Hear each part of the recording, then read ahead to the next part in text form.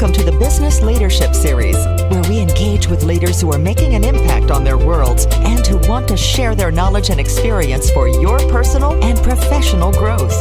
The following interview is designed to inspire you to become the best leader you can be.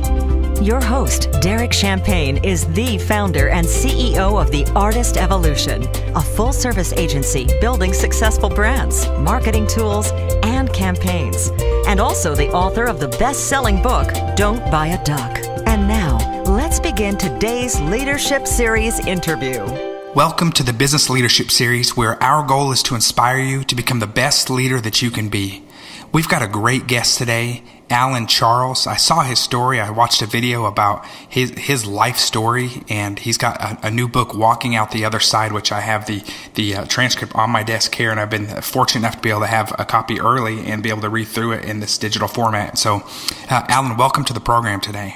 Thank you for having me, Derek. It's a pleasure to be here. Man, your story really touched me when I read through just the story of a journey from childhood to adulthood, from addiction to sobriety, from fearing life to living joyfully. And your book is quite a journey. It takes you to the rock bottom pretty quickly, and then rolls out of there with a lot of hope. And so you are the living story of that, from professional sports and baseball and harness racing. We were talking before the show started about Yonkers Racetrack, which I have been to there. My father-in-law has taken me there. So can you step back a little bit and kind of start at the beginning for us, share some highlights, and then about your story of your life, and then we'll just go from there. Okay. My life started out, as far as I knew, as kind of an all-American life. I had a mother and a father and a younger brother, and we grew up in Yonkers, New York, and my dad made a living, and we weren't rich by any means. We were probably middle to lower middle class, and I had love in a house, and my life all of a sudden took a turn and fell apart when I turned 9 years old. My dad passed away. He had a business, and the business was failing. So when he passed, it was obviously tragic. I was 9, my brother was 7, and my mother could not deal with the loss of my father. She was left with 2 little boys. She wasn't, I guess, a very strong person in that regard, and she emotionally checked out. The mother that I knew after my dad died, she kind of checked out, and I fended for myself, and by the luck of the draw, I became the man of the household, and I literally became the man of the household. As I shared, my father's business was failing, so we had people, bill collectors, coming to the house looking for money. We had a guy, my father's car was behind 3 or 4 payments, and a guy knocked on our door couple of weeks after my father passed, and was looking for him. And I told him that my father passed. We don't have any money. He said, "Can I talk to your mother?" And I said, "No, I'm the person you have to deal with." And he just kind of looked startled. And he said that he wanted to repossess the car. And I said, "Well, if we give you the car keys back, will that make everything go away?" And he said, "Yes." So I said, "Well, I do have to talk to my mother about it. If you come back tomorrow, I'll have an answer for you." And then I went and talked to my mother later that day. And she said, "You do whatever you think is the right thing to do." And I gave him the keys to the car the next day. So I basically was handling everything. But I had no guidance. I quickly got jobs because we needed money. We were on and off welfare.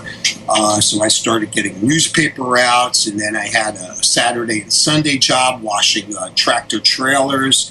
I was doing babysitting, and I can go on and on and on. So. Well, and I want to hear more still about. I mean, you had some tough losses, but your book starts out, and it's got this. I feel like I'm in an episode of Mad Men, and it's just and it's. I mean, you were a successful salesperson. You were actually fast forward many years later, I want to hear about it. But your story at the beginning of the book is you're doing very well. You're this high performer. In fact, high performer enough that you're left alone with some of the things that you maybe should have been held accountable before they let them go because you were doing so well as far as your performance. Fast forward a little bit and then tell me about that time too. Yeah, that was actually, I started the book out with that, and it was kind of to gain some impact, and it was a very high and a very low. I was working for Clear Channel Outdoor, which is one of, if not the largest out-of-home billboard company in the country. Right. And I was very successful, doing well. And it got to a point where I was doing cocaine every day in my office, and I would get there early. I would lock the door. I had actually won a President's Club Award and a Pinnacle Award, which there were 40 offices of Clear Channel in the States, another 30 internationally. And they picked 10 people out of the entire world to win this Pinnacle Club Award, and I was awarded that in 2005. So I was producing, and my addiction, for people that don't know, cocaine and drug addiction is a very progressive disease, and I got worse and worse and worse, and I was in a failing marriage with 2 little girls, with a baby diagnosed with autism, and I could just not deal with life, and the only thing that I knew was using cocaine. And I eventually lost my job. I tested positive for coke. I tested positive for coke while I was going through my divorce. The judge ruled that I could not see my daughters until I was able to produce 6 months of weekly clean drug tests, which basically I knew at that point I wasn't even going to be able to see my daughters because I couldn't stay clean. I was living in a friend's basement apartment that I ended up blacking out and destroying. So I went from having the wife, the family, the 2 kids, the very big job in Manhattan, living in the suburbs, with the house, with the white picket fence, with the 2 dogs, with the train car, with the car that I would drive to the train every day, and living this all-American life, to losing my wife, losing my children, losing my job, my friend kicking me out of his house with no money, and being homeless. And that's where the disease of addiction took me. You talk and you fill in some gaps there too. I mean, so you talked about getting all these jobs, and I mean, it seems like you were just on all cylinders. You had to be. You became the man overnight at 9 years old, and so you continued and you pull all these jobs under your belt, and you hustled, and that got you into professional sports. You played professional baseball, and then you were doing professional harness racing too at Yonkers, correct? That is correct. But just, so to kind of tie some of the loose ends. So this dysfunctional household that I grew up in and talked a little bit about, my brother started to have some mental illness and obsessive compulsive disorder, and started breaking everything in the house to get attention and to control my mother. And he basically created that. The house became a war zone. The police were at our house every week. So that's what it was like growing up, and I escaped going to college, and I escaped playing baseball. Baseball, in my mind, was kind of my first drug. It was kind of like an escape for me, and I fell in love with it, and it was a desire. That's all I could think about, was playing professional baseball, and I was very fortunate. I went to college, played. I was good. It wasn't great, but my desire and my determination, I kept pushing and pushing and pushing, and eventually I signed a contract to play professionally in the Dominican Republic. I was a pitcher. I had bone chips and tendonitis, so that was pretty much the end of my career. My velocity kind of dipped after the operation. So I I lived a dream. I played with a lot of ex-major leaguers in the Dominican Republic, and finally realized or made a decision when I was 23, 24 that was as far as I was going to go. I wasn't going to make it to the major leagues. I had an opportunity to play professionally in Mexico and decided not to. And then during this time, I met this girl that I fell in love with, and it was my first love relationship. So I never had a chance to grieve the loss of baseball. And this relationship, it was the first time that I was able to actually talk to somebody and share my feelings, because growing up, I never knew how to do that. All I knew how to do was throw myself into jobs and throw myself into doing things that I thought needed to be done. And then at the point where this relationship ended, all of a sudden I was grieving the loss of baseball. I was grieving the loss of this relationship. And a friend of mine who happened to be a drug dealer was pushing cocaine on me. Why don't you try this? Why don't you try this? And I was the last person that would ever try drugs. Because of my baseball and everything, I wouldn't put anything bad in my body. I looked at people that did drugs like they had major problems and disdain. And at a weak moment, I decided to try the Coke, and I did the line. I put the straw down in all the times that I've seen it in the movies and on TV, and I snorted the line up. And this knot that I've had in my stomach from the time I was 9 when I lost my father, this knot was in me every single day. When I did that first line of cocaine, that knot disappeared instantaneously, and I was like, oh my God, where has this stuff been my whole life? And I believe I was addicted from that very first And how old were you when that happened? I was 24. Wow. And then you went on a 24-year cycle of addiction and recovery. It took me 24 years of using and hitting bottoms after bottoms. And facing death and everything until I finally got better. You did. There's a couple of things that stood out to me. One, in the book near the beginning, when you talk about you had an opportunity when you were losing your job, when that was happening, when there was no sliding past it again. But then there was an opportunity for that. The person that was doing the testing kind of gave you an opportunity that you could possibly get out and have time to detox and then keep your job, and you were tired of fighting.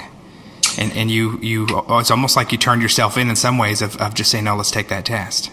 You're exactly right. I was just so, the saying goes, I was sick and tired of being sick and tired.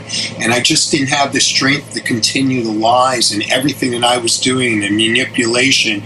And at that point, I just said, whatever happens, happens. And I did lose my job. And it still took me, that was January of 2007, and my sobriety date is December 8th of 2007. So it took me almost another 12 months until I finally stopped. So I was reading an article where you talked about a miracle triumphing over obstacles, and this really stuck out to me. You said I was at a point where I believed that only a miracle could save me. Towards the end, I was resigned that I was not going to be able to stop using. I rationalized that this would eventually kill me, and that was my fate. The thought of suicide made me very angry, as that is how my father died. Yet here I was basically doing the same thing. Overdosed many times, stayed awake for as many as 7 straight days, and I don't know how to explain it, but I've been spared other than to say it's a miracle. That really stood out to me a lot of resigning yourself that was your fate. Where were you at that time? What did you feel hopeless? That's exactly it. And I get chills hearing you read that, because that's exactly what it was. And, it took me 3 years to write this book, and I poured my guts into it. There's not one thing that's not true. And I can tell you, obviously it's my story, so I know where every piece of information came from. And that specific scene came from Labor Day, right? It was a week before Labor Day in 2001. So it was right before 9/11. I'd been married for a short time. My wife moved out of our apartment and moved in with her parents who lived about 7 blocks away. And I was relieved at that point because I was like, oh my God, now I can do coke and party all day and all night. And I went at it for 7 straight days, and she would call me periodically, and she would say, finally she said, if I can get you into a rehab, will you go? And I just wanted to get her off the phone because I didn't want her to bother me. I just wanted to keep doing cocaine. And I consciously thought that whole thing through, that I knew I had enough money at the time that I was buying a huge amount. I would buy in the day and I would buy again at night, and I was having it delivered. And I was resigned to my fate that I just could not stop. And eventually one day I wasn't going to wake up. You know, one reason I wanted to have you on is I see these high performing business people out there, and so many of us have so many different motivators, and I have a consultant friend, Dr. Steve Graves, who talks about your scorecard, and he says, hey, if you're getting an A in one area and you come home to your parents and you've got an A, but then you've got F's in a few other areas of your life, they're not going to just focus on those A's. They're going to say, hey, let's get healthy in these other areas. I think sometimes when we're really wired a certain way, a lot of entrepreneurs are this way too, is we can have blinders from time to time. That's one reason why we do this show. Is so that we can continue to learn from each other and improve. Tell me, what you talk about some of the 5 tools that help bring you back to life. If there's somebody out there that's struggling, and it may not be a cocaine addiction, it might be just something else they're struggling with. What advice do you give somebody so that they can keep a balance, and so that doesn't completely go to the extreme like it happened with you? Well, that's a wonderful question, and I have spent some time on your website and looked and listened to some of your podcasts, and you do a wonderful job. Thank you. So a lot of these things, and I like how you positioned it, because for me this worked for my recovery, but I think that I was able to get through a lot of this because I put these tools in place for me of how to survive. And so it's not just about getting through addiction, as you pointed out. It's about life in general. So the 5 tools that I kind of speak to high schools and colleges, because I've now embarked on a motivational speaking career to help and to give back and to talk to children, young adults, and even businesses about the dangers of drug addiction and recovery. And so I speak about these 5 tools that have worked for me. So the first one is persistence, and that is about never giving up no matter what. Another one that I talk about is focusing. So it's paying attention or focusing on what the right action is or what the next thing to do is. Not to get sidetracked. So, throw yourself into whatever situation it is and just keep your eye on the prize.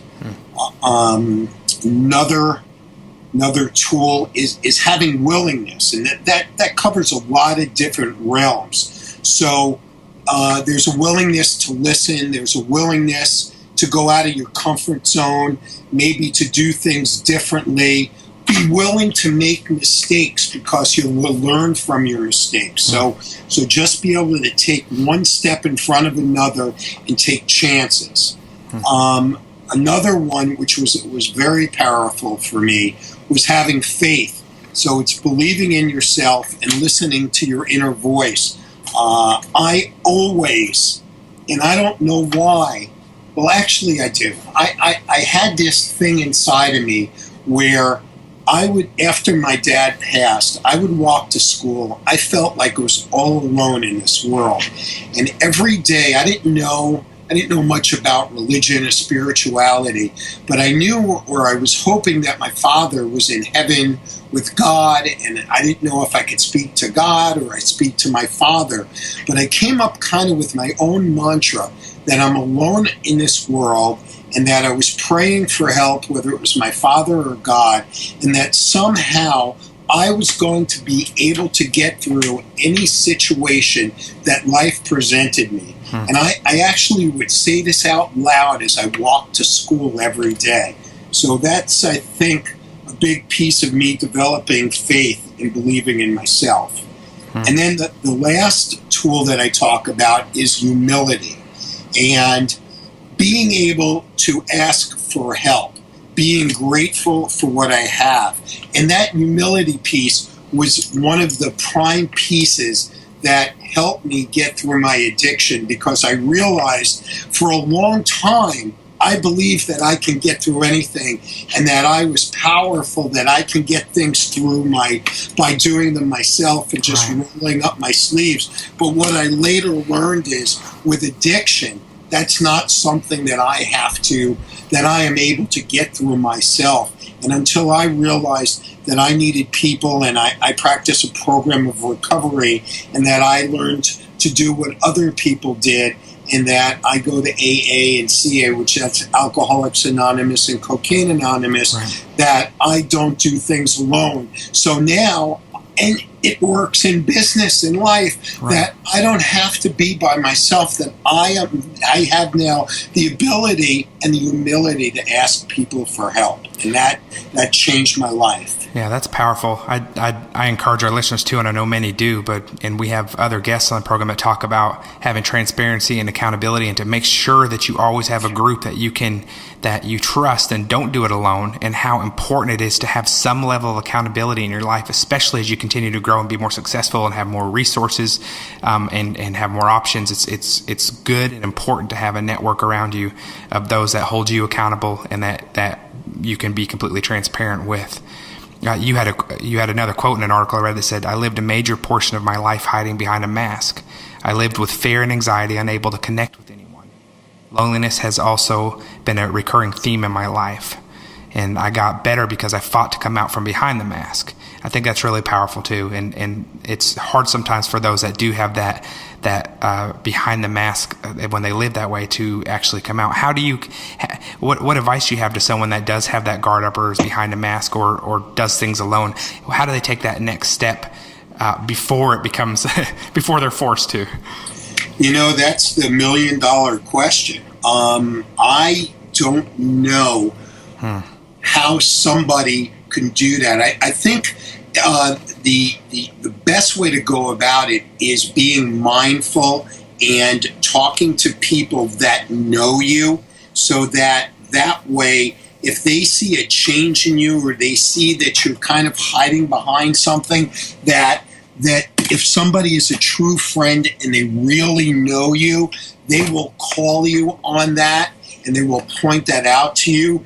For me, that specifically happened with a therapist, and she pointed out to me that I am not opening up to people and that I am continuing to live behind a mask and until I am willing and allowing other people to really see the real Alan and what's going on inside of me, that I would never be able to get better. So I think, a lot of those tools that I talked about, and also living behind a mask, my story is not just about addiction.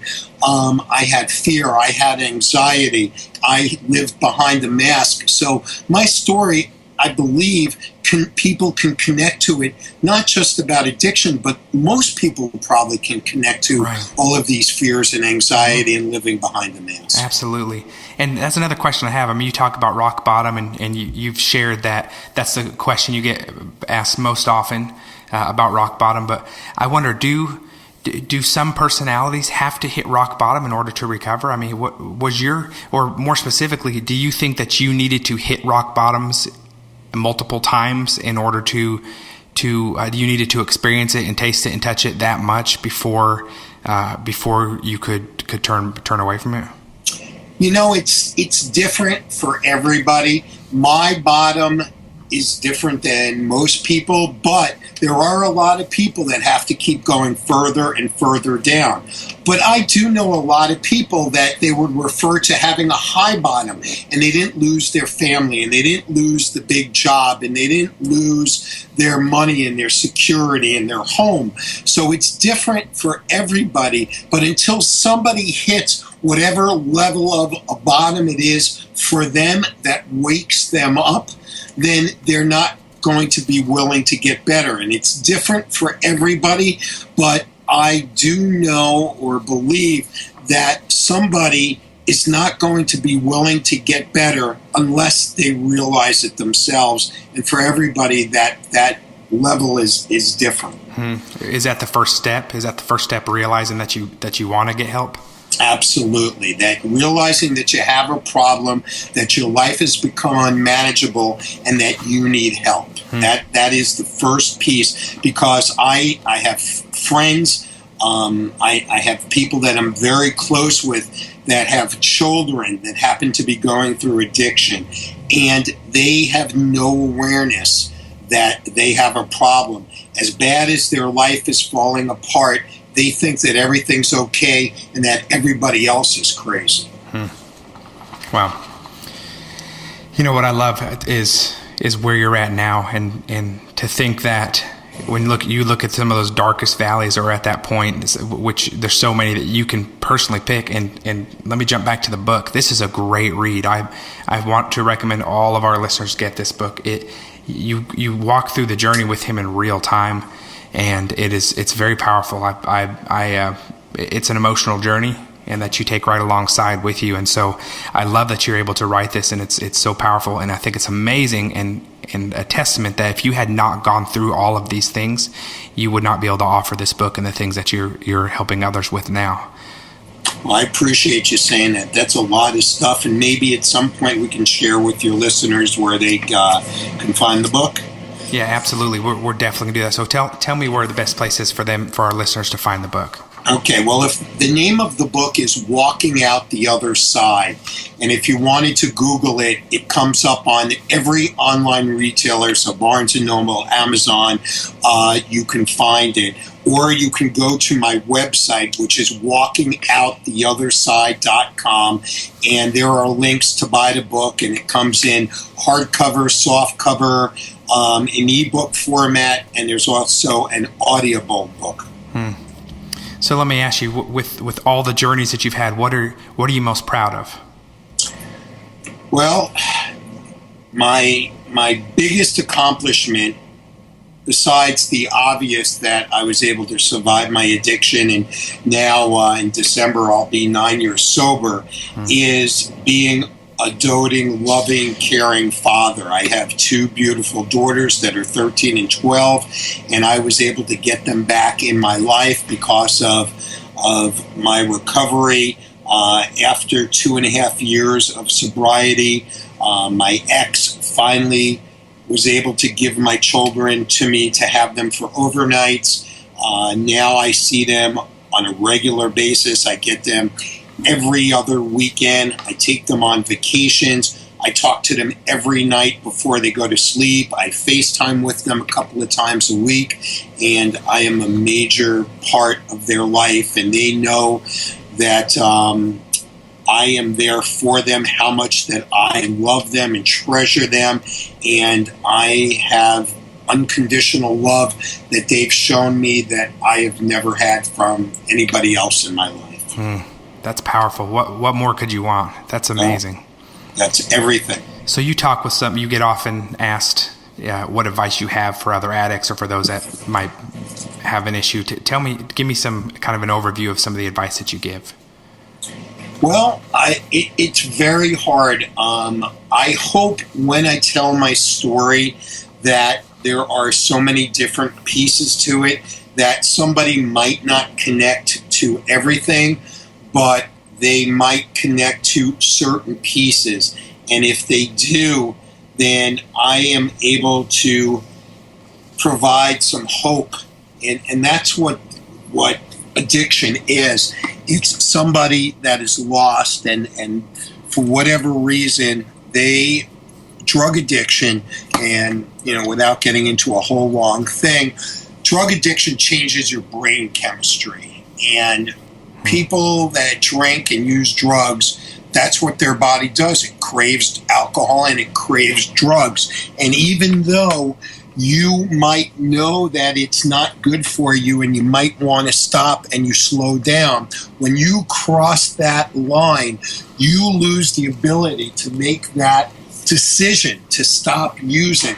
So it is like I said before, a progressive disease, and it's scary. And when you lose the opportunity to make those decisions, that's where you head, and it's a very dark place. And so the only thing that I can offer somebody in that spot is where they think they hit a bottom, or they've had so many consequences that they've lost their wife and they've lost their children, or they lost a job, or and the list goes on, or they end up in jail. At that point, sometimes they're willing to listen, and they might hear my message or somebody else's message, and then they ask for help. Great. What do you tell someone that might have a loved one, a spouse that is struggling with addiction? What do you tell that person? What do you personally want to share with them? That's a very tough place to be. And I have been on the opposite end with relationships where people I've dated had somebody that fell into that camp. And the things that loved one of people with people that are going through addiction is they have to be very careful, and sometimes tough love is the only way to operate, and you have to protect yourself, because people that have addictions lie and manipulate and steal. And you might say, oh, my child would never steal from me, or my child doesn't lie to me. But if they are going through active addiction, it's just a matter of time. What they say is their yets. It hasn't happened yet, but if it continues, all of those things happen. And sometimes you have to kind of separate yourself and distance yourself from the person that's going through the addiction. And it's the only way that person will eventually hit a bottom, and you have to protect yourself. So what motivates you to do what you're doing? Do you feel that you are as trying to make amends for the past? Do you feel just rejuvenated and so excited about your story and being out on the other side, as your book recommends? What are the big motivators for you? Is it part of a little bit of both? I'd love to hear that from you. I'm just so curious. Yeah, no, it's an absolute combination. In addition, we spoke about it, and I don't take it lightly. And, the part of where I shared that I am a miracle, there's a lot of miracles out there. It's not just me, but in people that have gotten through addiction, most people are miracles, because we shouldn't be alive, and I shouldn't be alive. I died in a car accident. I've overdosed.